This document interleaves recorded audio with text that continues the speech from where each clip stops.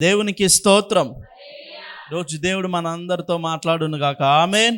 గత కొన్ని దినాలుగా మొదటి భాగాన్ని మనం నేర్చుకున్నాం. ఈరోజు రెండవ భాగాన్ని మనం నేర్చుకుందాం. న్యాయాధిపతుల గ్రంథము 6వ అధ్యాయము 7 నుండి 10 వచనాలు. ఆ 4 వచనాలని ఈరోజు మనం ధ్యానిద్దాం. ఇందుకు గాని ఒకసారి గత కాలమందు మనం నేర్చుకున్న విషయాలని త్వరగా కొన్ని మాటలుగా చెప్పేసిన తర్వాత ఈ వాక్యంలోనికి మనం వద్దాము. 6వ అధ్యాయం నుండి 1వ వచనం నుండి 6వ వచనం వరకు కూడా ఈ వచనాలన్నిటిలో 7 విషయాలు మనం తెలుసుకున్నాం. ఒకటి ఏమిటంటే మంచి స్థితిని, తర్వాత రెండవది ఏమిటంటే దేవుని మరిచిపోయిన స్థితి, మూడవది ఏమిటంటే పాపము చేసిన స్థితి, 4వది ఏమిటి అని మనము చూస్తే దేవునికి కోపము తెచ్చిన స్థితి, 5వది ఏమిటి అని మనము చూస్తే శాపము వారి మీద ఉన్న స్థితి, 6వది ఏమిటి అని మనం పరిశీలన చేస్తే శిక్షను భరించలేని స్థితి, 7వది మనము చూస్తే ప్రార్థన చేసే స్థితి. దేవునికి స్తోత్రం.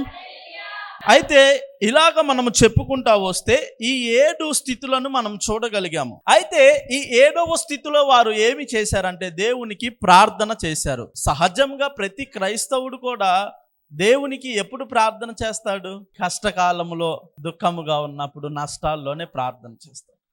మనం ఇశ్రాయేలీల్లో కూడా అదే చూస్తాం. మంచి స్థితిలో ఉన్నప్పుడేమో దేవుణ్ణి మర్చిపోయారు. ఆ మంచి స్థితిని మర్చిపోయి వారు దేవుణ్ణి ఆ మంచి స్థితిలో నుంచి మర్చిపోయి పాపంలోనికి వచ్చి దేవునికి కోపం తెచ్చి దానివల్ల వాళ్ళు శాపాన్ని పొందుకొని శిక్షను అనుభవించి ఇన్ని చేసిన తర్వాత ఆ శిక్షను భరించలేని స్థితిలో ప్రార్థన చేశారు. అయితే దేవుడికి ఎవరైనా సరే కన్నీరు కార్చి ప్రార్థన చేస్తే కరిగే హృదయం ఆయనది. దేవునికి స్తోత్రం. ఆయన ఎవరినైనా సరే ప్రేమించే మనసు ఉంది. దేవునికి స్తోత్రం. ఈ ప్రపంచంలో అనేక మంది దేవుళ్ళు, దేవతలు అని పిలువబడుతున్నవారు, అనేక ధనమున్నవారు, అధికారం ఉన్నవారు ఎప్పుడైనా సరే పాపిని శిక్షించమనే చెప్పారు. కానీ బైబిల్ ఏం చెప్తుందంటే మొట్టమొదటిగా క్షమించడము ప్రపంచానికి నేర్పించినది ఏదైనా ఉంది అంటే బైబిల్ గ్రంథం మాత్రమే. దేవునికి స్తోత్రం. నిన్ను వలె నీ పొరుగు వారిని ప్రేమించమని చెప్పింది బైబిల్ మాత్రమే. సాటి మనిషిలో నువ్వు దేవుణ్ణి చూడలేనప్పుడు, సాటి మనిషిని నువ్వు ప్రేమించలేనప్పుడు కనిపించని ఆ దేవుణ్ణి ఎలా ప్రేమిస్తాం? ఈరోజు భారతదేశానికి స్వతంత్రం వచ్చింది. ఆగస్టు 15 వస్తే అనేక మంది సెలబ్రేట్ చేసుకుంటారు. కారణం, ఎలా వచ్చింది స్వతంత్రం? దేని ద్వారా వచ్చింది స్వతంత్రం అంటే ఆనాడు గాంధీజీ ఏం నేర్చుకున్నాడు? ప్రేమతో దేనినైనా జయించగలం. దేవునికి స్తోత్రం. బ్రిటిష్ మీద శత్రుత్వాన్ని పెట్టుకొని మనం ఏమి సంపాదించలేము. ఇదిగో గాంధీజీ కంటే ముందు ఇదిగో ఎంతో మంది యుద్ధము చేయగలిగిన వారు ఉన్నారు. ఇదిగో వాళ్ళ ఏళ్ళకి యుద్ధము నేర్చుకున్న వారు ఉన్నారు. మాట నైపుణ్యత కలిగిన వారు ఉన్నారు. రథాల మీద వెళ్ళేవారు ఉన్నారు. కానీ వారందరూ కూడా సంపాదించలేనిది గాంధీజీతో పాటు కలిసి వారందరూ సంపాదించింది ఏంటో చెప్పన? స్వాతంత్రం. దేవునికి స్తోత్రం. వారందరూ ఎన్నో ఆయుధాలు పట్టుకున్నారు, కానీ గాంధీజీ ఏం ఆయుధం పట్టుకున్నాడో తెలుసా? ప్రేమ అనే ఆయుధం. దేవునికి స్తోత్రం. ఆ ప్రేమ అనే మాటకు నిర్వచనము, కేర్ ఆఫ్ అడ్రస్ ఎవరో చెప్పనా? కలువరిలో ప్రాణం పెట్టిన యేసుక్రీస్తు మాత్రమే. దేవునికి స్తోత్రం. అంత మంచి ప్రేమమూర్తి ఎంత పాపినైనా సరే ఏం చేస్తాడండి? క్షమిస్తాడు. అయితే వీరు పెట్టిన మొర మీరు శ్రద్ధగా ఆలకిస్తే అప్పటికే మనము ఇదివరకటి ముందు కూడా మొన్న కూడా నేర్చుకున్నాం. ఏమని నేర్చుకున్నామంటే ఇశ్రాయేలీలు ఈ 7 స్థితులు ఎన్నిసార్లు చేశారో చెప్పనా? అలా రిపీటెడ్గా ఎన్నిసార్లు చేశారో చెప్పనా? 7 సార్లు. ఎన్నిసార్లు అండి? చిన్నపిల్లలు ఉన్నారు, వాళ్ళ దగ్గర ఫోన్ పెట్టామనుకోండి, తీసి కింద వేసి కొట్టేశారు అనుకోండి, ఏం చేస్తారు? మళ్ళీ తీసి అక్కడ పెట్టారు, మళ్ళీ తీసి పడేస్తాడు, మళ్ళీ తీసి పెట్టారు, ఇంకా 3వసారి పడేస్తే ఏం చేస్తారు చెప్పండి? వాడి 3 వీకుతారు. అంతేనా కాదా? దెబ్బలు కొడతారు. అవునా కదా? కానీ ఇశ్రాయేలీలు ఎన్నిసార్లు ఈ న్యాయాధిపతుల గ్రంథం అంతా కూడా వారు రిపీటెడ్గా చేసిన తప్పును చేస్తానే ఉన్నారు. అయినా కానీ దేవుడు కృప చూపిస్తానే ఉన్నాడు. దేవునికి స్తోత్రం. అలాగా మనము ఈ 6వ అధ్యాయములో చూస్తే ఇది ఎన్నోసారి అంటే 3వసారి. ఎన్నోసారి అండి? 3వసారి. ప్రతిసారి దేవుడు ఏం చేశాడంటే ప్రభువా అని ప్రార్థన చేయంగానే తన కార్యాన్ని ఎమ్మటనే జరిగించేవాడు. ప్రభువా అని ప్రార్థన చేయంగానే ఎవరొక న్యాయాధిపతిని పంపించేవాడు. ప్రభువా అని ప్రార్థన చేయంగానే ఇదిగో తన తరపున మాట్లాడడానికి లాయర్ని పంపించేవాడు. ప్రభువా అని ప్రార్థన చేయంగానే అదిగో ఒక జడ్జిని లేపేవాడు. కానీ ఈ మూడవసారి ఏమి చేశాడంటే కొంత టైంని తీసుకున్నాడు దేవుడు. మన జీవితాల్లో కూడా అంతే కదా. చాలాసార్లు మనం ప్రార్థన చేసినప్పుడు పెద్ద పెద్ద కార్యాలు కూడా దేవుడు వెంటనే చేసేస్తా ఉంటాడు. అనుకోని విధముగా దేవుడు జరిగిచ్చేస్తా ఉంటాడు. అనుకోని విధంగా దేవుడు సమకూర్చేస్తా ఉంటాడు. కానీ కొన్నిసార్లు చిన్న చిన్న వాటి దగ్గర కూడా దేవుడు ఏం చేస్తాడు తెలుసా? కొంత టైంని తీసుకుంటాడు. ఏం తీసుకుంటాడండి? కొంత టైంని తీసుకుంటాడు. న్యాయాధిపతుల గ్రంథము 6, 7, 8 ఈ 3 అధ్యాయాల్లో నుంచి చాలా అమూల్యమైన మాటలు దేవుడు మన సంఘముతో మాట్లాడునుగాక. దేవునికి స్తోత్రం. ఇలాగ మనము చూస్తే న్యాయాధిపతుల గ్రంథం 6వ అధ్యాయము 1 నుండి 6 వచనాలు వరకు కూడా ఇశ్రాయేలీల స్థితిని మనము చూడగలుగుతాం.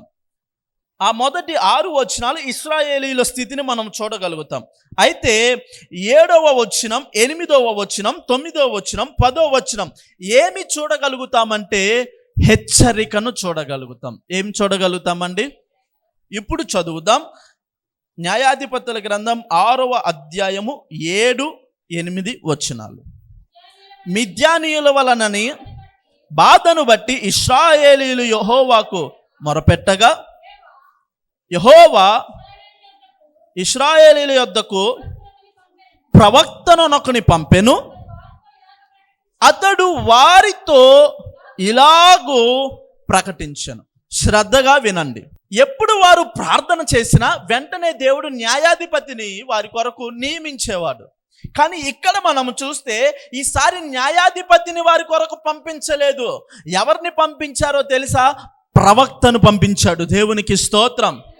ప్రవక్తను పంపించి వారిని హెచ్చరిస్తున్నాడు దేవుడు. అందుకే 7, 8, 9, 10 ఈ 4 వచనాలు హెచ్చరికను మనము చూడగలుగుతాం. యెహోవా ఇశ్రాయేలీయుల యొద్దకు ప్రవక్తనొకని పంపెను. అతడి వారితో ఇలాగు ప్రకటించెను. ఇశ్రాయేలీయుల దేవుడైన యెహోవా సెలవిచ్చున్నదేమనగా, నేను ఐగుప్తులో నుండి మిమ్మల్ని రప్పించి దాసుల గృహములో నుండి మిమ్మల్ని తోడుకొని వచ్చి తిని. చాలు. దేవుడు ఏం చేస్తున్నాడంటే ప్రవక్తను పంపించిన తర్వాత సర్వసాధారణంగా మనం చూడండి, ఏదన్నా బాధల్లో కానీ ఏదన్నా శ్రమల్లో కానీ ఉన్నప్పుడు వారి దగ్గరికి మనం వెళ్ళినప్పుడు ఏమని చెప్తాం చెప్పండి? మన ఇండియన్ కల్చర్ని ఫారెన్ కల్చర్ని ఒకసారి మేము ముందు పెడతాను చూడండి. ఇది నేను ఎప్పుడో విన్నాను, అది నిజమే కూడా. ఇతర దేశాల్లో ఒక వ్యక్తికి ఏదో చిన్న అనారోగ్యం వచ్చి హాస్పిటల్లో ఉన్నాడు. ఆయన్ని పరామర్శించడానికి వాళ్ళ ఇంటి దగ్గర నైబర్స్, తర్వాత వారు పనిచేసే చోట ఎక్కడోటి ఎవరో ఒకళ్ళు వెళ్ళి దర్శించి వాళ్ళని పలకరించి ఏమంటారో తెలుసా? ఏం బాధపడొద్దు, త్వరగా రికవర్ అయిపోతావు అని చెప్పి ఒక మంచి మాట చెప్పి వచ్చేస్తారు. అవునా కాదా? కాసేపు వాళ్ళతో మాట్లాడి వస్తారు. అదే మన ఇండియాలో అనుకోండి, అదే హాస్పిటల్లో అదే వ్యక్తి ఉన్నాడు అనుకోండి, మన ఇంటి దగ్గర వాళ్ళు మన బంధువులు ఎవరో ఒకళ్ళు వెళ్తారు. వెళ్ళిన తర్వాత ఏమంటారు తెలుసు? అక్క మొన్నే మా ఇంటి పక్కన ఎట్లా వచ్చింది అక్క, చచ్చిపోయాడు అక్క, మొన్నే ఇట్లా అనుకోలేదు అక్క, 2 రోజుల క్రితం మాట్లాడాడు, ఇది చాలా డేంజర్ అంట అక్క అన్నయ్య, ఇది చాలా డేంజర్ అన్నయ్య, నువ్వు చాలా జాగ్రత్తగా ఉండనియా, అక్క నువ్వు దూరంగా ఉండనియా, ఏదైనా దూరం నుంచి ఇవ్వనియా, అంటువ్యాధి అనియా అని చెప్పి లేనిపోయిన 4 రాళ్ళు అక్కడ వేసేసి వచ్చేస్తారు వీళ్ళు. అంటే చెప్తున్నాను అన్నమాట మీకు. ఇక్కడ ఎవరన్నా బాధల్లో ఉన్నారనుకోండి, ఎవరన్నా ఇరుకుల్లో, ఎవరన్నా ఇబ్బందుల్లో ఉన్నారనుకోండి, మనము చేయాల్సిన పని ఏంటో చెప్పనా? అసలు అందరూ చేసే పని ఏంటో చెప్పనా? వెళ్ళి ఓదార్చి వస్తారు. అవునా కాదా? కానీ ఇక్కడ దేవుడు చూడండి, ప్రవక్తను పంపించి వారిని ఏం చేస్తున్నాడో తెలుసా? వాళ్ళ పాత స్థితిని గుర్తు చేస్తున్నాడు. ఇప్పుడే దెబ్బలు తిని సైలెంట్గా ఏడుతా కూర్చుండోడి దగ్గరికి వెళ్ళి ఏడవబాక నాన్న, ఏడవబాక అని చెప్పాల్సింది పోయి, అరే మొన్న తన్నిచ్చుకున్నావు లేదా అంటే ఏంటి? ఏదో కాదు, సిగ్గు. మొన్నగా కొట్టించుకుంది అంటే ఆడికి ఎలా ఉండిద్ది? ఏమనుకుంటాడు చెప్పనా మనసులో? నేను చెప్పనా మనసులో, నన్ను చిన్నప్పుడు స్కూల్లో నన్ను కొట్టినప్పుడు ఇంకోసారి కనుక వచ్చి అలా చెప్పాడు అనుకో, నీకు అవసరం వెళ్ళరా బాబు అనుకుంటాం మనసులో. దేవుడు ఈ ప్రవక్తను పంపించి కూడా వారి పూర్వపు స్థితిని, ఇదిగో దాస్య గృహమైన ఐగుప్తులో నుండి తీసుకొచ్చాను కదా. రోజు మనం ఇరుకుల్లో ఇబ్బందుల్లో ఉన్నామంటే దేవుడు కొన్నిసార్లు ఆలస్యం చేసి ఇదిగో ఏం చేస్తాడో తెలుసా? హెచ్చరికను చేస్తాడు. ఎవరిని పంపించాడు అని మనము చూస్తే ప్రవక్తను పంపించాడు. చెప్పండి, ఎవరిని పంపించాడండి? ప్రవక్త. అసలు ప్రవక్త అంటే ఎవరు? దేవునికి స్తోత్రం. ఇంకా అదొక మాట మంచిదే. ఇంకా ప్రవక్త అంటే ఎవరు అని మనము చూడగలిగితే కొన్ని విషయాలు చెప్తాను, నోట్ చేసుకోండి. కొన్ని విషయాలు చెప్తాను, చూడండి. ప్రవక్త అంటే అందరూ భావించేది ఏమిటి అంటే, జరగబోయే వాటిని చెప్పే వారిని ఏమంటారంటే ప్రవక్త అని సర్వసాధారణంగా అందరూ అనుకుంటారు. కానీ ఇక్కడ మనము చూస్తే మొట్టమొదటిగా వర్తమాన భూత భవిష్యత్ కాలాలలో దేవుని చిత్తం ఏమిటో దానిని ప్రకటించేవారే ప్రవక్తలు. దేవునికి స్తోత్రం. ప్రవక్తలు ఉంటారు, ప్రవక్తనీలు ఉంటారు. దేవుడు స్త్రీలను ఎన్నుకుంటాడు ప్రవక్తలుగా, పురుషులను కూడా దేవుడు ఎన్నుకుంటాడు. ఇలాగ మనము చూస్తే ఈ పాత నిబంధనలో మొత్తము 39 ప్రవక్తలు, సుమారుగా 39 ప్రవక్తలు మనకు అడుగడుగున కనిపిస్తూ ఉంటారు. ఎవరు ఈ ప్రవక్తలు? ఎవరు వీళ్ళు? దేనికి సంబంధించిన వారు అని అనుకుంటే ఇక్కడ మనము చూస్తాము కదా. ఎవరు అంటే వీళ్ళు ఇశ్రాయేలీయులు అంట. నాయకుల మాటకి, యాజకుల మాటకి, రాజుల మాటకి లోబడరు. చూసారా? పాపంలోనికి వెళ్ళిపోతారు. చూసారా? దేవుడి పని వీళ్ళ ముగ్గురులో ఎవరి చేత జరగకపోతే అప్పుడు ఒకరిని పంపిస్తారు. వాళ్ళు ఎవరో చెప్పనా? ప్రవక్తలు. దేవునికి స్తోత్రం. వీళ్ళు ఎక్కడ ఉంటారు అంటే జనాలకి దూరంగాను దేవునికి దగ్గరగాను ఉంటారు. దేవునికి స్తోత్రం. వీళ్ళు జనాలతో పాటు కలిసి ఉండరు, ప్రజలతో పాటు నివసించరు. వీళ్ళ బాటే ప్రత్యేకత. రాజుల్లానో, యాజకుల్లానో, నాయకుల్లానో వాళ్ళలాగా ఉండదు, సపరేట్గా ఉంటుంది. కారణం ఏంటో తెలుసా? వీళ్ళు ఎవరు అంటే మొట్టమొదటిగా నేర్చుకున్నాం కదా, వర్తమాన భూత భవిష్యత్ కాలాలలో దేవుని చిత్తాన్ని ప్రకటించేవారు. దేవునికి స్తోత్రం. రెండవదిగా వీళ్ళు ఎవరు అంటే ప్రజలను హెచ్చరించే వాళ్ళు. చెప్పండి, ఎవరు? ఇశ్రాయేలీయులను పలుమార్లు హెచ్చరించేవాళ్ళు, గద్దించేవాళ్ళు, బుద్ధి చెప్పేవాళ్ళు. రెండవదిగా హెచ్చరించేవాళ్ళు. మూడవదిగా ఎవరు అని చెప్పి మనం చూస్తే వెనక్కి పిలిచేవారు. వెనక్కి పిలవడం ఏంటి అని మనము చూస్తే ఇశ్రాయేలీయులు పలుమార్లు దేవుని ఇల్లును విడిచిపెట్టేసి ఎక్కడికి వెళ్ళిపోయే వాళ్ళంటే, యెరూషలేమును విడిచిపెట్టేసి ఎక్కడికి వెళ్ళిపోయే వాళ్ళంటే బబులోను చెరకో, అషూరీయుల చేతికో, అమోనీయుల చేతికో పట్టబడేవాళ్ళు. మళ్ళీ ప్రవక్తలు వెళ్ళి వాళ్ళని గద్దించి, వాళ్ళని హెచ్చరించి, దేవుడి చిత్తం వాళ్ళకు బయలుపరిచి మరలా వాళ్ళని వెనక్కి తన తండ్రి ఇంటికి తీసుకొచ్చేవాళ్ళు. దేవునికి స్తోత్రం. నాలుగవ మాట చెప్తాను, చూడండి. దేవుని నోటికి బూరగా దేవుడు వాడుకుండేవాళ్ళు. దేవునికి స్తోత్రం. ఎవరండి ప్రవక్తలు? దేవుడు ఇశ్రాయేలుతో మాట్లాడాలి, దేవుడు తన ప్రజలతో మాట్లాడాలి, దేవుడు తమ స్థితిని తెలియపరచాలనుకుంటే దేవుని నోరు ఎవరు అంటే ప్రవక్తలు. దేవునికి స్తోత్రం. నాలుగవదిగా దేవుని నోటికి బూరగా వాడబడేవాళ్ళు. దేవునికి స్తోత్రం. ఐదవది చూద్దాం. ఐదవది ఎవరు ఈ ప్రవక్తలు అంటే ఇశ్రాయేలీయులందరినీ, సర్వజనాంగాన్ని పాపములో నుండి దేవుని కృపలోనికి నడిపించేవారు. దేవునికి స్తోత్రం. ఇటువంటి ప్రవక్తలు పాత నిబంధన మొత్తం అంతా కూడా మనము చూస్తే 39 మంది ఉన్నారు. కారణం, ఎందుకు దేవుడు అంతమందిని లేపాడు? కారణం, మీ దుస్థితి ఏమిటో తెలుసుకోమన్నాడు. ఇంకో ప్రవక్త ఏమి చేశాడు చెప్పనా? తన జీవిత కాలం అంతా కూడా ఏం చేశాడు అనుకున్నాడు? ఏడుస్తానే ఉన్నాడు. ఎవరో? ఇర్మియా. ఇలాగ ఈ ప్రవక్తలందరినీ దేవుడు ఎన్నుకున్న దేనికో చెప్పనా, వారు తన బిడ్డల్ని రక్షించుకోవడానికి. దేవునికి స్తోత్రం. మరి కొంతమంది ప్రవక్తలు ఏమైపోయారో చెప్పనా, మరి కొంతమంది ప్రవక్తలు చెప్తా ఉంటే ఇశ్రాయేలీలు ఏమనుకుంటారు చెప్పనా, అరే వీడికి ఏం పని ఉండదురా, వీడు అడవుల్లో ఉండొస్తాడు, అక్కడ ఏవేవో దయ్యాలు తగిలించుకొని ఇక్కడికి వస్తూ ఉంటాడు, ఎక్కడికి వచ్చి మనందరి దగ్గరికి వచ్చి ఏదేదో చెప్తా ఉంటాడు అని అనుకునే వాళ్ళు ప్రవక్తల మాటల్ని. ఇట్లాగా ఈ ప్రవక్తల్ని మనం చూస్తే ఒక 15 మందిని మీ మధ్యలో పెడతాను. ఆ 15 మందిలో కూడా పెద్ద ప్రవక్తలు, చిన్న ప్రవక్తలు. ఎలా మనము చెప్పగలమంటే, పాత నిబంధనలో పుస్తకాలు ఉంటాయి, మొత్తం బైబిల్ మొత్తం 66 పుస్తకాలు ఉంటే పాత నిబంధనలో కొన్ని పుస్తకాలు, క్రొత్త నిబంధనలో కొన్ని పుస్తకాలు ఉంటాయి. పాత నిబంధనలో మనం చూస్తే పెద్ద ప్రవక్తలు ఎవరు అంటే యెషయా, ఇర్మియా, యెహెజ్కేలు. వీరు ముగ్గురు పెద్ద ప్రవక్తలు. చిన్న ప్రవక్తలు ఎవరని చూస్తే హోషేయ, యోవేలు, ఆమోసు, ఓబద్య, యోనా, మీకా, నహోము, అబుకుక్కు, జెఫన్యా, హగ్గాయి, జకరియా, మలాఖీ. వీరందరూ ఎవరో చెప్పనా, చిన్న ప్రవక్తలు. చిన్న ప్రవక్తలు 12 మంది, పెద్ద ప్రవక్తలు ముగ్గురు. ఒక 15 మంది, 15 పుస్తకాలు పాత నిబంధనలో మనకు కనిపిస్తాయి, ప్రవక్తల పుస్తకాలు. ఇంకా 3-4 పుస్తకాలు ఉన్నాయి.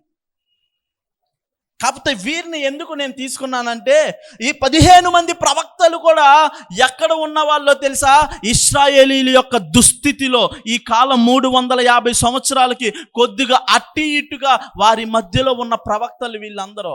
వాళ్ళని హెచ్చరిస్తున్న ప్రవక్తలు, వాళ్ళకి ఇగో బుద్ధి చెప్తున్న ప్రవక్తలు. దేవునికి స్తోత్రం, దేవునికి స్తోత్రం. ఇలాగ మనము చూస్తే నేటి క్రైస్తవ్యానికి ప్రవక్తలు అవసరమేనా? నేటి క్రైస్తవ్యానికి, నేటి సంఘాలకి, నేటి విశ్వాసులకు ఈ నవీన యుగములో నిజంగా ప్రవక్తలు అవసరమేనా? నేనేమంటానంటే అవసరమే. దేవునికి స్తోత్రం. కారణం ఏంటో చెప్పనా, నేటి దుస్థితి ఎలాగైపోయిందంటే, అనేక మంది దేవునిలోనే ఉన్నట్టే ఉంటున్నారు కానీ ఇహలోకమైన వాటికి బానిసలైపోతున్నారు. ఈ ఇశ్రాయేలీలు ఇదిగో ఈ ప్రవక్తల్ని నమ్మపోవడానికి గల కారణం ఏంటో చెప్పనా, అబద్ధ ప్రవక్తలు. చెప్పండి ఎవరు? అబద్ధ ప్రవక్తలు. మీకా గ్రంథం 2వ అధ్యాయం 11వ వచనం. మీకా గ్రంథం 2వ అధ్యాయం 11వ వచనం. వ్యర్థమైన మాటలు పలుకుచు అబద్ధికుడై ద్రాక్షారసమును బట్టియు మద్యమును బట్టియు నేను మీకు ఉపన్యాసము చేయుదునని అబద్ధాలు చెబుతూ ఒకడు వచ్చిన ఎడల వాడే ఈ జనులకు ప్రవక్త అయిపోయాడంట. ఆ పైన వచనాల్లో 6, 7, 8, 9, 10, 11 వచనాల దాకా మీరు చూస్తే మీకా అయిన ప్రవక్త ఏం చేస్తున్నాడు తెలుసా? తల బాదుకుంటున్నాడు. మీకైన ప్రవక్త ఏం చేస్తున్నాడు చెప్పనా? కన్నీరు విరుస్తున్నాడు, వారిని బట్టి రోధిస్తున్నాడు. నేను చెప్పిన మాటలన్నీ కూడా మీరు మద్యమును గురించి, ద్రాక్షారసము గురించి, సంఘములో ఎలా ఉండాలో, దేవునితో ఎలా కట్టుబడాలో, దేవుని దగ్గరికి ఎలా రావాలో, రక్షణ అంటే ఏమిటో, మారు మనసు అంటే ఏమిటో, విశ్వాసం అంటే ఏమిటో, నిరీక్షణ అంటే ఏమిటో, దేవునికి ఎలాగ మన హృదయాలు దేవుని దగ్గర పెట్టాలో, ఈ మాటలన్నీ పక్కన పెట్టేసి ఇంకొకడు వస్తాడు. ఏమంటాడు చెప్పనా? ఆయన ఏమంటాడు చెప్పనా? వీళ్ళు అని చెప్పిన కాదు, నేను చెప్తా. ద్రాక్షరసం అంటే ఏంటో చెప్తాను. అబద్ధపు మాటలు చెప్పుతూ, కాలాన్ని వెళ్ళబోచుతూ, కాలాన్ని గడిపేస్తా, ఇవన్నీ నేను చెప్తానని చెప్పి ఏం చేస్తాడు చెప్పనా? ఈ జనులందరూ ఏం చేస్తారు చెప్పనా? ఆయన్నే ఎన్నుకుంటారు. ఎవరిని ఎన్నుకుంటారు చెప్పండి? ఎవరిని ఎన్నుకుంటాడు? ఆయన ఎన్నుకుంటారు. కారణం ఏంటో చెప్పనా? ఇగో నిజమైన ప్రవక్తల యొక్క మాటలు, నిజమైన ప్రవక్త యొక్క బాట ఎలా ఉంటుందంటే ఇరుకు మార్గము. దేవునికి స్తోత్రం. ఎలా ఉంటుందండి? ఇరుకు మార్గము. ఈ అబద్ధ ప్రవక్తల యొక్క తీరు, విధానము, పనితీరు, ఆలోచన యొక్క విధానము, వాళ్ళ యొక్క బోధించే తత్వము ఎలా ఉంటుంది అనుకున్నారు? విశాల మార్గము. ఎలా ఉంటుందండి? ఈరోజు క్రైస్తవ్యం ముందు దేవుడు 2 మార్గాల్ని పెడుతున్నాడు. దేవుడు 2 ప్రవక్తల్ని పెడుతున్నాడు. దేవుడు సంగమా యోచించు, సంగమా తెలుసుకో. బయట రోడ్డు మీద వెళ్తా దండం పెట్టేసుకొని పొద్దున్నే 5కి 4:30 లేచి చూడండి, మన చర్చి ముందు ఎంతమంది తెలుసా? మన చర్చి ముందే ఈ క్లీన్ చేసే వాళ్ళందరూ కూడా ఏం చేస్తారు చెప్పనా?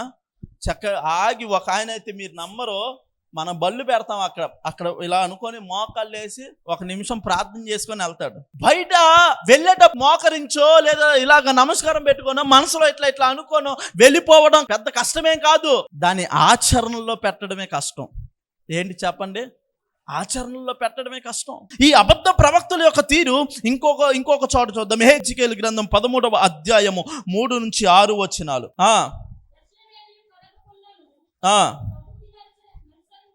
స్వబుద్ధిని అనుసరించుచు అవివేక ప్రవక్తలకు శ్రమ. ఇశ్రాయేలీయులారా,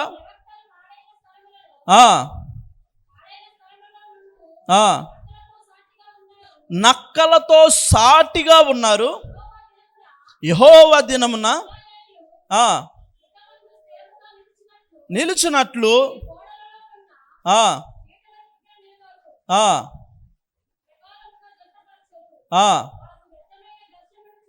వారు వ్యర్థమైన దర్శనములు చూచి అబద్ధపు సోదె చూచి యెహోవా తమ్మును పంపకపోయినను తాము చెప్పిన మాట స్థిరమైనట్లు నమ్మునట్లు ఇది యెహోవా వాక్కు అని చెప్పుదురు. చాలా శ్రద్ధగా వినండి. పరిశుద్ధాత్మ దేవుడు ఏమని సెలవిస్తున్నాడు చెప్పనా? ఆ పైన 3వ వచనంలో ఏమన్నాడమ్మా? అసలు దేవుడే సెలవిస్తున్నాడు. ప్రభువైన యెహోవానే చెప్తున్నారు. ఏమని చెప్తున్నాడు చెప్పనా? వీళ్ళు అంతా ఎలా ఉంటారు అనుకున్నారు? పాడైపోయిన స్థలాలలో ఇగో నక్కలు దాక్కున్నట్లు, తోడేళ్ళు దాక్కున్నట్లు దాక్కుంటారు. దాక్కొని ఏమంటారు అనుకున్నారు? ఇదిగో ఓ దేవుడే పంపించాడు. ఏమంటారు? అమ్మో దేవుడు వచ్చేసాడు, అమ్మో గట్టిగా అయ్యగారు బేస్ వస్తుంది, కొద్దిగా దానికి తోడు కొద్దిగా ఎక్కువ పెట్టంగానే గ్లోరీ గ్లోరీ గ్లోరీ, అమ్మో దేవుడు. అరే ఈరోజు క్రైస్తవ్యంలో ఏమైపోతుందంటే గారిడి విద్యాగాళ్ళు ఎక్కువైపోయారు, మాయలు మంత్రాలు ఎక్కువైపోయినాయి. సత్య సువార్త ఇదిగో బైబుల్లో ఉన్న వార్తను ప్రకటించడం లేదు ఈరోజు. ఏమైపోయింది? ఇదిగో నిజమైన ప్రవక్తలేమో దేవుని చిత్తాన్ని చెప్పేవారు. ఏం చెప్పేవాళ్ళండి? భూత భవిష్యత్ వర్తమాన కాలాలలో దేవుడు ప్రజల కొరకు ఏమనుకుంటున్నారో దాన్ని ప్రకటించేవాళ్ళు. కానీ వీరు ఏం చేస్తారో తెలుసా? సాతాను యొక్క ఆలోచనలు చెప్తారు. ఏం చెప్తారండి? సాతాను యొక్క ఆలోచనలు. వాళ్ళేమో ఇదిగో హెచ్చరిక చేస్తూ ఉంటారు సంఘానికి, ప్రవక్తన మార్చుకో అని చెప్తా ఉంటారు సంఘానికి. వీళ్ళేమో అనుకూలమైన భక్తి. ఎలాంటి భక్తి? ఒక అయ్యగారు నాకు బైబిల్ ట్రైనింగ్లో చెప్పారు. ఒక అయ్యగారు వాక్యం చెప్దామని వాక్యం తెస్తా ఉన్నాడంట. ఏం చేస్తున్నారు? కొద్ది గట్టి చెప్పాలి అందరూ. శనివారం రాత్రి వాక్యం తెస్తా ఉన్నారంట. శనివారం రాత్రి వాక్యం తెస్తా ఉంటే ఒక వాక్యం, మంచి వాక్యం తగిలిందంట. ఇదిగో మందిరమునకు వచ్చినప్పుడు నీ ప్రవక్తను జాగ్రత్తగా చూసుకొని మనుందంట. అమ్మో ఈ వాక్యం చెప్తే వీళ్ళు రారేమో అనుకుని ఆ వాక్యం ఇది వద్దులే, ఇది వాళ్ళకి మళ్ళీ వాళ్ళు ఏమని అనుకుంటారు, వీళ్ళు సరిగ్గా ఉండట్లుగా మందిరంలో అనుకొని ఇంకో వాక్యం చేస్తున్నాడు అంట. ఇంకో వాక్యం తెస్తా ఉంటే అక్కడ ఇంకో వాక్యం తగిలిందంట. ఆ వాక్యం అమ్మో ఈ వాక్యం చెప్తే ఈ పురుషులకి ఇబ్బంది అయిద్దేమో నా వాక్యం. అరే దేవుని వాక్యము ఏమిటి అంటే మనుషులను బట్టి అనుకూలంగా మార్చుకునేది కాదు, ఉన్నది ఉన్నట్టుగా చెప్పాలి. దేవునికి స్తోత్రం. ఎలా చెప్పాలి? అందుకే ఏమంటాడంటే అపోస్తుడైన పౌలు తిమోతికి రాసిన రెండవ పత్రిక 3వ అధ్యాయము తిమోతికి రాసిన 2వ పత్రిక 3వ అధ్యాయము 14, 15, 16, 17 వచనాలు. విశ్వాసము ద్వారా రక్షణార్థమైన శక్తిగల పరిశుద్ధ లేఖనములను నీవెరుగుదువు గనుక నీవు నేర్చుకొని రూఢిగా తెలుసుకున్నవి ఎవని వలన తెలుసుకొని దాని యందు నిలకడగా ఉండుము. దేవునికి స్తోత్రం. మొట్టమొదటిగా ఏమంటున్నాడంటే ఈ పరిశుద్ధ లేఖనముల ద్వారా, ఇదిగో ఈ సత్య సువార్త ద్వారా, దేవుడు ప్రకటిస్తున్న ఈ మాటల ద్వారా నీవు తెలుసుకున్న చోట ఎలా ఉండాలో చెప్పనా? నీవు తెలుసుకున్నది ఎలా ఉండాలో చెప్పనా? రూఢిగా తెలుసుకోవాలి. దేవునికి స్తోత్రం. ఏదో మందిరానికి పడి వస్తున్నాంలే, ఈరోజు క్రమంగా వెళ్ళకపోతే అయ్యగారు ఏదో అనుకుంటారులే, ఆదివారం కూడా వెళ్ళలేదులే, మనం కూడా చర్చిలో మెంబర్షిప్గా ఈ వారం ఇటు వెళ్దాం అనుకుంటే పని అవ్వదు. నువ్వు నేర్చుకున్నది అనేది రూఢిగా తెలుసుకోవాలి. దేవునికి స్తోత్రం. ఎన్నో వేల రూపాయలు పెట్టి పిల్లల్ని స్కూల్కి పంపిస్తున్నారు. చెప్పండి, ఎక్కడికి పంపిస్తున్నారు? స్కూల్కి పంపించినప్పుడు వాళ్ళు ఏం నేర్చుకుంటున్నారు మరలా ఇంటికి వచ్చిన తర్వాత ఏం చూస్తాము? పాస్టమ్ గారు బాగా చెప్పారండి, మీరు ఎవరు అట్లేదా స్కూల్? దేవునికి స్తోత్రం. మరి అంతే, నిజమే. ఒక మాట ఏమంటాడంటే, చదువు ఉన్నాడంట ఇదివరకు చదువు రానప్పుడు తాతగారు వెళ్ళారే వెనకాల దొడ్లో ఏమున్నాయంటే, దొడ్డు అంటే వెనకాల స్థలం అన్నమాట, అక్కడ ఏమున్నాయంటే వెళ్ళి కాకరకాయలు తీసుకురారా అన్నాడంట. సరే ఆయన వెళ్ళి తీసుకొచ్చాడు. ఈయన కొద్ది పెరుగుతున్నాడని స్కూల్లో వేస్తే తర్వాత తాతగారు కొన్ని రోజులు అయిన తర్వాత, కొన్ని సంవత్సరాలు అయిన తర్వాత పిలిచారే కాకరకాయలు ఉన్నాయి వెళ్ళి తీసుకురారా అంటే, అది వెళ్ళి వచ్చిన తర్వాత తాత దిస్ ఈజ్ నాట్ ఏ కాకరకాయ, కిక్కరకాయ అంటున్నాడంట. చదువుకున్న అట్లా అయిపోయారు. వెనకడికి ఒకడు మార్కెట్కి వెళ్ళి లీటర్ టమాటా అంటే ఇవ్వండి అంటే, ఎమ్మటిని ఆయన అట్లా ఆయన ముఖం చూసి, నువ్వు క్లాస్ ఫస్ట్ కదా అబ్బాయి అని అన్నాడంట. ఎందుకని? ఈరోజు చదువు ఎటు వెళ్ళిపోతుందో. దేవునికి స్తోత్రం. ఇలాగ మనము చూస్తే మొట్టమొదటిగా నేర్చుకున్న దాన్ని రూఢిగా తెలుసుకోవాలి. దేవునికి స్తోత్రం. వాక్యము దైవ సేవకుడు ఎంతో కష్టపడి దేవుడి పాదాల దగ్గర కూర్చొని నేర్చుకున్న తర్వాత ఇక్కడ విని వదిలిపెట్టి వెళ్ళిపోయే వారిగా ఉండకూడదు. ఇంటికి వెళ్ళిన తర్వాత ఏం చేయాలో తెలుసా? నెమరు వేయాలి. ఏం వేయాలండి? మీరు చూడండి, పశువులు చూడండి, ఆవులు చూడండి, అవి ఏం చేస్తాయి తెలుసా? తన యజమానుడు తీసుకెళ్ళినప్పుడు మొత్తం అంతా తింటాయి. తిని దవల్లో దాచుకొని ఇంటికి వచ్చిన తర్వాత ఏం చేస్తూ ఉంటాయి? మనోళ్ళు కూడా తిప్పుతూ ఉంటారు. అమ్మో తోపం ఏంట్రా చెప్తా ఉండిద్ది ఎప్పుడు ఆడికి. ఇక్కడ ఏమైనా గడ్డొచ్చింది ఏమో అనుకుంటా నేను. మొన్న ఒకళ్ళు గన్నవరంలో ఎట్లాగే పెట్టుకుని వచ్చాడు. పరిశుద్ధాత్మ దేవుడు ఎందుకు ఆయన హలేలు చేస్తుంటే ఎట్టా అన్నాడు.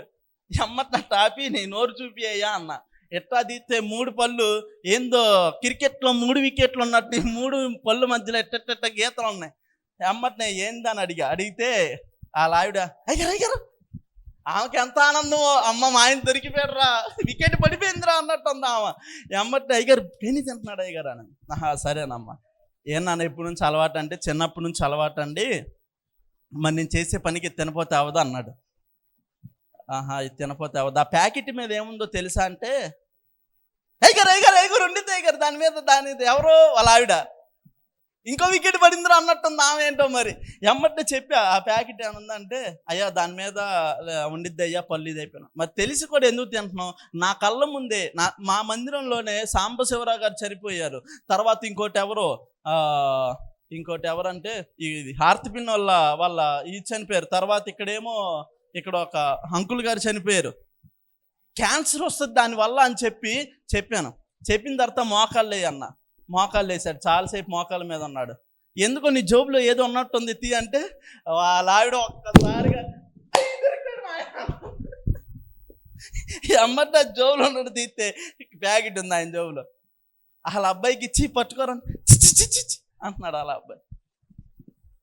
సరే నువ్వు తింటున్నావుగా, మీ అబ్బాయి కూడా 2 వేస్తాలే తినమనిలే అని అన్నా. వాళ్ళ అబ్బాయి చిచ్చి అది తినకూడదు అయ్యారు, తినంది అయ్యారు అంటున్నాడు ఆయన. అరే నీ పిల్లోడు తినకూడదు, నువ్వు ఎలా తింటావు? ఇగో ఇట్లా అని పిలిచి ఆయనకి ఇస్తే పరిగెత్తుకుంటే వెళ్ళి బయటికి వెళ్ళి ఇసిరేసాడు దాన్ని. అవతల పక్క అవి ఉంటాయి, ఇప్పుడు మారిన చోట వేరే స్థలం, అదంతా ఖాళీగా ఉంటుంది. ఇసిరేసాడు. తర్వాత ఆయన మోకాళ్ళ మీద అలా ఉంచిన తర్వాత మన గృహదర్శనాలకు వెళ్ళినప్పుడు ఈ వారంలో ఎన్ని తిన్నామని అడిగితే అయ్యగారండి వండలేక 2 రోజులకు ఒకసారి అలా తింటా 2 ప్యాకెట్లు తిన్నాను అయ్యగారు, అది కూడా దాచుకొని అంటున్నాడు. అలా ఉండకూడదమ్మా, మానేసే, సంపూర్ణంగా మానేసే. దానివల్ల మనకి యూజ్ ఏమి ఉండదు.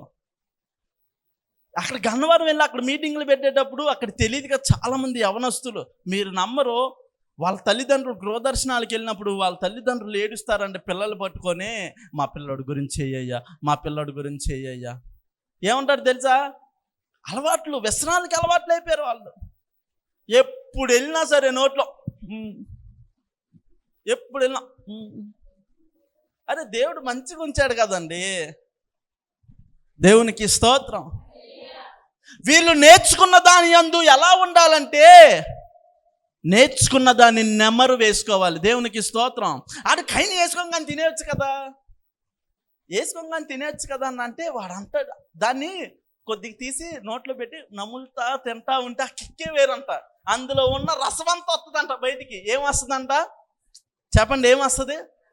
ఇప్పుడు ఈ గేద కూడా ఏం చేసి చెప్పనా, తెచ్చుకున్న తర్వాత నోట్లో ఉన్నది నెమరు వేస్తూ ఉంటుంది. ఏం చేస్తూ ఉంటుంది? కారణం డైజెషన్ కరెక్ట్గా అవ్వడానికి, అది తిన్నది దానికి అరుగుదల అవ్వడానికి, దానికి మంచి ఆరోగ్యం ఇవ్వడానికి.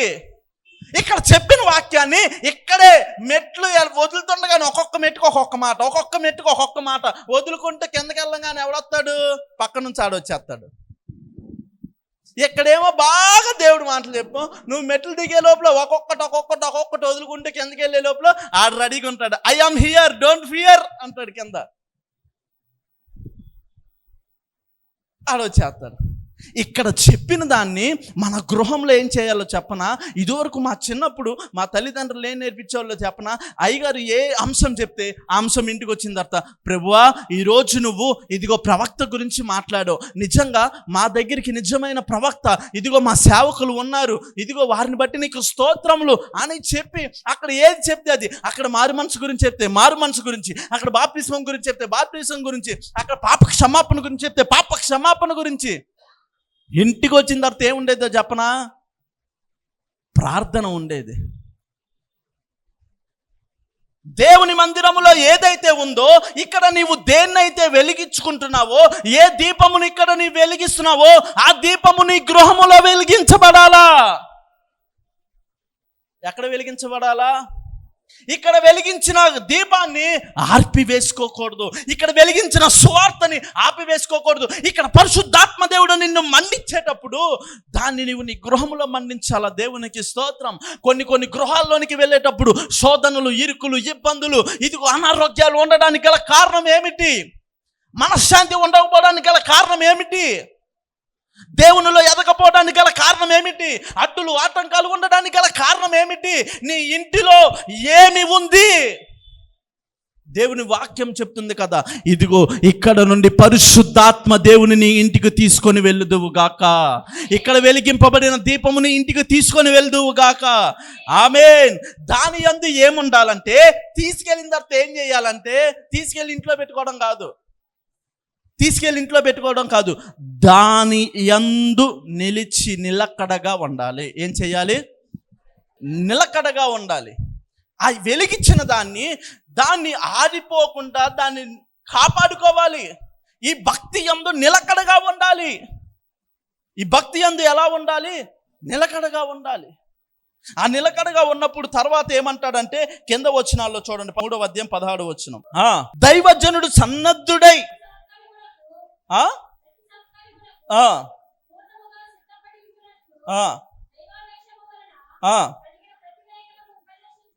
దైవావేశము వలన కలిగిన ప్రతి లేఖనము ఉపదేశించుటకు, ఒకటి ఉపదేశించడానికి, రెండవది ఖండించడానికి, నాలుగవది తప్పుదిద్దడానికి, నాలుగవది నీతి యందు శిక్షణ చేయాలి. మనల్ని నీతి యందు శిక్షిస్తాడు. దేవునికి స్తోత్రం. ఈ శిక్ష గొప్పది. ఈ శిక్ష ఎలాంటిది? గొప్పది. దేవుని ప్రవక్తలేమో దేవుని చిత్తాన్ని చెప్తా ఉంటే, ఈ లోకపు ప్రవక్తలేమో సాతాను చిత్తాన్ని చెప్తా ఉంటారు. ఇదిగో దేవుని ప్రవక్తలేమో హెచ్చరిస్తూ ఉంటే, ఈ లోకపు ప్రవక్తలేమో అనుకూలమైన భక్తి చేస్తూ ఉంటారు. ఇదిగో దేవుని ప్రవక్తలేమో దేవుని ఇంటికి పిలుస్తూ ఉంటే, ఈ లోకపు యొక్క ఇదిగో అబద్ధ ప్రవక్తలేమో ఈ లోకము అనే ఇంటి వైపుకు తిప్పుతూ ఉంటారు. ఎటు తిప్పుతూ ఉంటారండి? ఈ లోకము అనే ఇల్లు ఏమిటంటే, ఈ లోకము అనే ఇల్లు ఏమిటి అంటే, అక్కడ ఒకసారి ఆలోచిస్తే ఆశీర్వాదాలు ఏంటివి?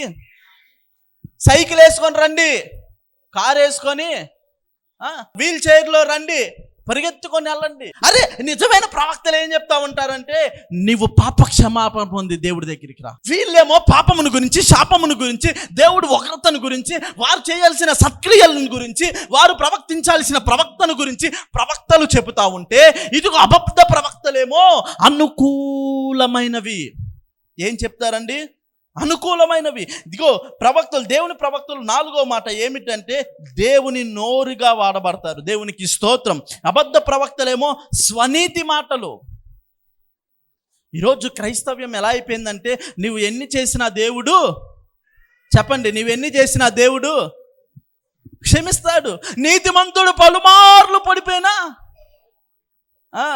దీన్ని పట్టుకొని ఏం చేస్తున్నారు తెలుసా? నువ్వేం చేసినా పర్లా, ఇంకొక వాక్యాన్ని పట్టుకోడు కూడా, నీ నోట్లోనికి ఏది వెళ్ళినా అది అపవిత్రం అవ్వదు, కానీ నీ నోట్లో నుండి వచ్చేదే అపవిత్రమైనదని చెప్పి ఇష్టం వచ్చినవి చేయొచ్చు.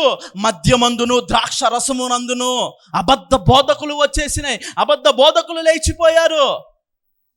ఈరోజు అందరూ ఎటు పరిగెడుతున్నారంటే అటే పరిగెడుతున్నారు. కారణం అదైతే విశాలంగా ఉండిద్ది. ఈరోజు నువ్వు తాగేసిరా, నువ్వు ఏదేం చేసేసుకొని వచ్చే దేవుడి దగ్గరికి వచ్చి క్షమించమన్నావు అనుకో, దేవుడు క్షమించేస్తాడు అనే బోధ ఎక్కువైపోయింది. ఇశ్రాయేలీల దగ్గరికి వెళ్ళిన ప్రవక్త ఏమి చెప్తున్నాడంటే, అక్కడికి వెళ్ళిన ప్రవక్త ఏమి బోధిస్తున్నాడంటే, చివరి వచనంలో చదువమ్మ, చివరి వచనంలో 9వ వచనం ఒకసారి చదువమ్మ. న్యాయాధిపతుల గ్రంథము 6వ అధ్యాయము 9వ వచనం. ఐగుప్తీయుల చేతిలో నుండి మిమ్మల్ని బాధ పెట్టారే, మిమ్మల్ని కొట్టారే, మిమ్మల్ని హింసించారే, వారందరి చేతిలో నుండి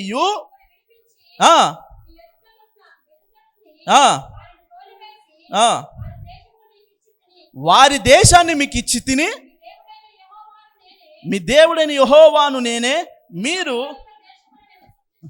నివసించుచున్నారు, వారి దేవతలకు భయపడకురి అని మీతో చెప్పాను. కానీ ఎలాంటి పరిస్థితి వచ్చేసింది?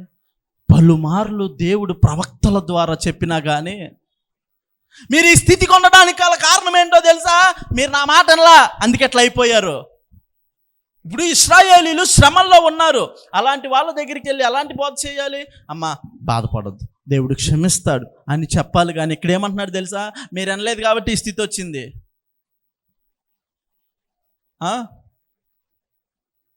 మారు మనసు పొందమని దైవ సేవకుడు పలుమార్లు చెప్పినా, పాపపు స్థితిని విడిచిపెట్టమని ఇదిగో ఆనాడు బిడ్డల్ని లేపుకొని యవనస్తుల్ని నిలబెట్టుకొని దేవుడు చెప్తున్నా వినకపోయావు. అందుకే ఈ స్థితి వచ్చింది. ఈ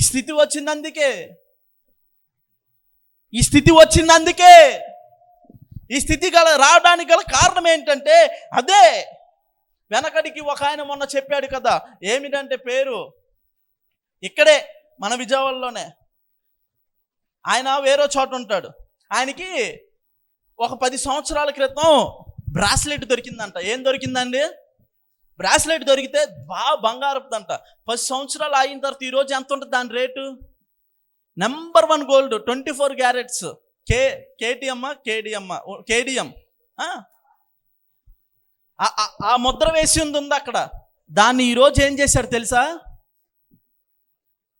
అయ్యగారు మందిరం కడుతున్నాడని చెప్పి తీసుకెళ్ళి అయ్యగారికి ఇచ్చేసాడు. ఏం చేశాడండి? ఎప్పుడో దొరికింది, ఎతికాను అడిగాను, ఎవరు చెప్పలా, అయ్యగారికి ఇచ్చేసాను. అయ్యగారు అమ్మటిని ఏం చేశారు చెప్పనా? చక్కగా మందిరానికి కావాల్సినవి ఏర్పాటు చేసుకొని అది అమ్మితే ఇప్పుడు 4 లక్షలు వచ్చినాయంట. ఎంత వచ్చినాయి? 4 లక్షలు వచ్చినాయి. మందిరం కట్టుకున్నారు చక్కగా. అది కొంత ఈఎంఐ పెట్టుకొని కారు తీసుకున్నారు. ఈరోజు పరిచర్య ఇక్కడ నుంచి 60 కిలోమీటర్ల దాకా వెళ్ళి పరిచర్య చేసి వస్తున్నాడు ఆయన గారు. దైవ సేవకులు, దేవునికి స్తోత్రం. అది వెళ్ళి వాళ్ళ బావగారు వెళ్ళి అక్కడ ఉన్న పాస్టర్ గారితో, ప్రభువా మా బావగారు ఇల్లు కట్టుకుంటున్నారు, మరి వాళ్ళకి ఇలా 10 సంవత్సరాల క్రితం ఒక గొలుసు దొరికింది, అది దేవుడికి ఇచ్చారు. వాళ్ళు దేవుడికి ఇచ్చినప్పటి నుంచి ఇప్పుడు వాళ్ళు ఎదుగుతున్నారు, కొన్ని శోధనలు వచ్చినాయి, వాళ్ళ గురించి ప్రార్థన చేయండి అంటే, ఓ నా కుమారుడా, అది నా దగ్గరికి రావాలి గొలుసు, అది శాపగ్రస్తమైనది, నేను పరిశుద్ధ పరిచేవాడిని, అటు వెళ్ళిపోయింది అని అంటున్నాడంట. ఇదంతా మొన్న ఆయన వచ్చి దైవ సేవకుల దగ్గర చెప్తుంటే నేను కూడా పక్కన ఉన్నా. నేను దెబ్బకి లెగిసి నవ్వుకున్నా ఆ మాటకి. భయపెట్టే భక్తి. ఏం భక్తి అండి? భయపెట్టే భక్తి, మంత్రాలు చేసే భక్తి. ఈరోజు క్రైస్తవ్యం ఎటు పరిగెడుతుందంటే, ఇదిగో గారడీ విద్య చేసేవారి దగ్గరికి, అనుకూలమైన భక్తి చేసేవారి దగ్గరికి. వారు ఎవరైతే అనుకూలంగా ఉంటారో, వారికి ఏ లేఖనాలు అయితే అనుకూలంగా ఉంటాయో, వాళ్ళకి ఏ వాక్యం అయితే అనుకూలంగా ఉంటుందో దాన్నే తీసుకొని దాన్నే పెట్టుకొని భజన చేసుకుంటూ ఉంటాం. బైబిల్లో ప్రతి మాట విలువైనదే. దేవునికి స్తోత్రం. ఏంటిది? ప్రతి మాట విలువైనదే. ప్రతి మాట విలువైనదే. ఈరోజు అందరూ చాలామంది దేని వైపు పరిగెడుతున్నారు చెప్పనా? ఇదిగో నేను అట్టికాయలకి ప్రార్థన చేస్తున్నా, అట్టికాయల్లో ఒక పరిశుద్ధాత్మ దేవుడు వెళ్తున్నాడు, అది తినంగానే నీ గర్భఫలం వచ్చేద్ది. ఇదిగో దేవుడిగో యాపిల్ కాయల్లోకి వెళ్తున్నాడు. ఇంకేం పని లేదు దేవుడికి. ఈరోజు క్రైస్తవ్యం కూడా ఏం నేర్చుకుంటుంది? ఏ బోధల వైపు పరిగెడుతున్నాం? ప్రవక్తలు ఇదిగో వాళ్ళు ఎలా ఉన్నారంటే, పాడైపోయిన స్థలాల్లో నక్కల్లాగా దాచుకొని ఉన్నారు. ఎలా ఉన్నారు? వాళ్ళు ఏమంటారంటే, హెజ్కేలు గ్రంథంలో చదివాం కదా, ఏమంటారంటే తినవసరం లేదు. ఏమంటారు చెప్పనా? చెప్పిందంతా చెప్పి మమ్మల్ని యెహోవా వాక్కు అంటారు. ఏమంటారు? దేవుడి చేత పంపబడ్డారు. దేవుడి చేత పంపబడ్డావు. ఈరోజు నీకు అనుకూలమైన భక్తి వద్దు, నీకు అనుకూలమైన భక్తి వద్దు, నాకు అనుకూలమైన భక్తి వద్దు. దేవునికి అనుకూలమైన భక్తి చేయాలి. దేవునికి స్తోత్రం. దేవుడికి అనుకూలమైన భక్తి చేయాలి. ఈరోజు ఇరుకైన మార్గంలోనికి మనం ప్రవేశించాలి. ఏం చేయాలండి?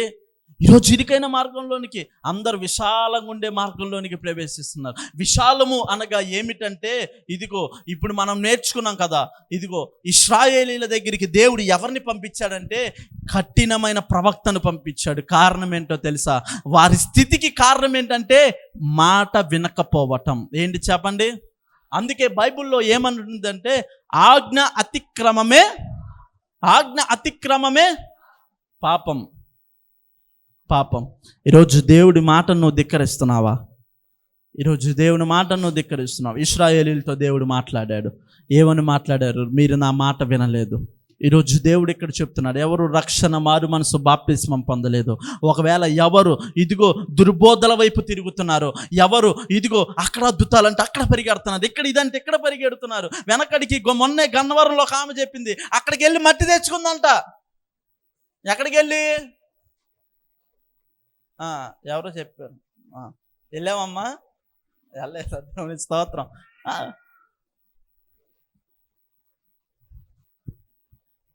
మట్టి దేనికి? ఎక్కడి నుండి వేస్తున్నారు తెలుసా మట్టి? ఈరోజు మనిషి దేని వైపు వెళ్ళిపోతున్నాడు? తండ్రి కుమారుడికి ఫోన్ ఇచ్చాడండి. కుమారుడికి ఈ ఫోన్ ఇచ్చాడు. ఆ కుమారుడు ఏం చేస్తున్నాడు తెలుసా? ఇచ్చిన తండ్రిని మర్చిపోయి ఫోన్నే ఇంపార్టెన్స్ ఇస్తున్నాడు. నాన్న అని పిలిచిన శ్రద్ధ లేకుండా ఫోన్నే చూస్తున్నాడు. ఎంత అనారోగ్యం వచ్చి కళ్ళు పోతున్నా ఫోన్నే చూస్తున్నాడు. ఫోనే కావాలనుకుంటున్నాడు. ఫోన్తోనే నా జీవితం అనుకుంటున్నాడు. అప్పుడు తండ్రి ఏం చేస్తాడు? సమస్తము సృజించి దేవుడిని నిన్ను అందులో పెట్టి దేవుణ్ణి ప్రార్థన చేయమంటే మనిషిగా, మానవునిగా, క్రైస్తవునిగా మనం ఏం చేస్తున్నామండి?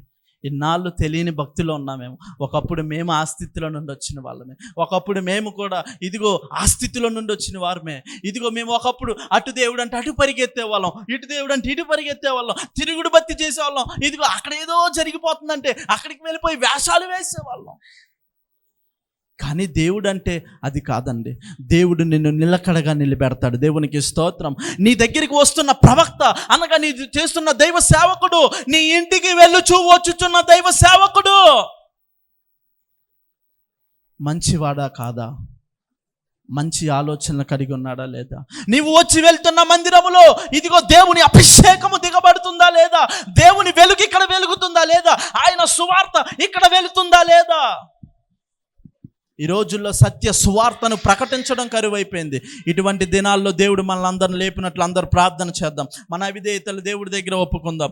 దేవుడు నేటి క్రైస్తవ్యానికి ఏం సెలవిస్తున్నాడంటే, ఇంకా నువ్వు మారకపోతే ప్రభుత్వాలను దేవుడు మారుస్తాడు, ఇంకా కఠినమైన శిక్షల్ని దేవుడు తీసుకువస్తాడు. ఇప్పుడు ఏమైందో తెలుసా? ఇదిగో మత మార్పిడి చేసే వాళ్ళకి ఇదిగో జీవితకాల ఖైదీని విధిస్తారంట. ఇదిగో 20 లక్షలు ఫైన్ కట్టాలంట. ఇదిగో చట్టాలు మారుతున్నాయి.